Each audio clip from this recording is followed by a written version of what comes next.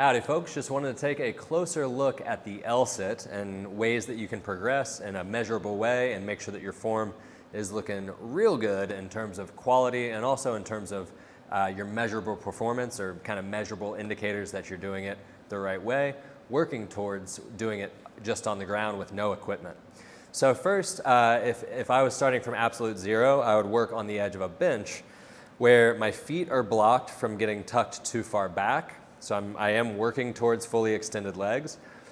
And working on a bench like this or something where your butt is along the same plane that your hands are on, it's teaching you to get your butt off the ground or depress your shoulder blades low enough with straight arms so that you are levitating, right? So I'm on the edge of this bench and I can push down, and here I can have a pretty good or a pretty tight tuck, but I can't tuck my legs lower than the box, and I'm not cheating in terms of just straightening my arms with my shoulders shrugged. I am actually actively pushing down my shoulders to depress my shoulder blades or to lower my shoulder blades. And this could be a really good challenge for a lot of people starting out.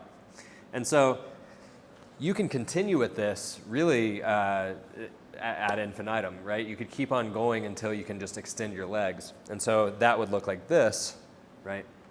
So now I know, because I'm on that horizontal surface, my butt is raised high enough, and then I'm extending my legs. Now, it might be very tempting when you're trying to extend your legs to cheat a little bit, right? And so, yes, your butt is off, and you think or you feel like you've extended your legs fully, but because you don't have a block in front of you to know if your feet have also broken that horizontal, right? And early on, it's going to be tough to stay above that horizontal with your feet.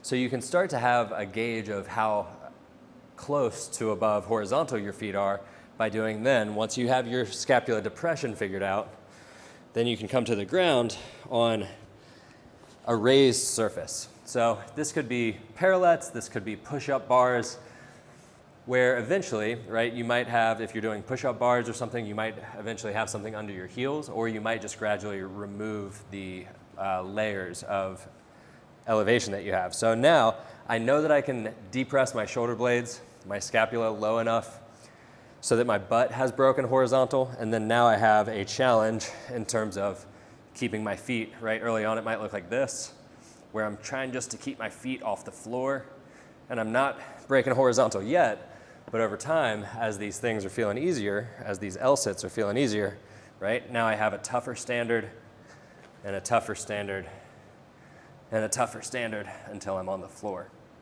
And that can also teach you kind of the balance corrections that you need as you progress towards the floor, where you kind of need to lean back just a little bit, not quite all the way back to a V-sit, but you need to lean back enough so that your feet are off the ground, and you will certainly feel that as a straight arm pushing movement through your triceps. So give these a try. Again, if you're early in the game, try on a bench or kind of a raised surface so that your butt and your hands are on the same horizontal plane. You need to push your shoulder blades low enough so that your butt lifts off. Once you feel like you have the hang of that and you're starting to extend your feet, or rather your legs, now then take it to the floor so that you have that horizontal block. Start on an elevated surface. Again, building up over time until you can just do your L-sit on the floor. So give these a try. Let me know how they go. Good luck.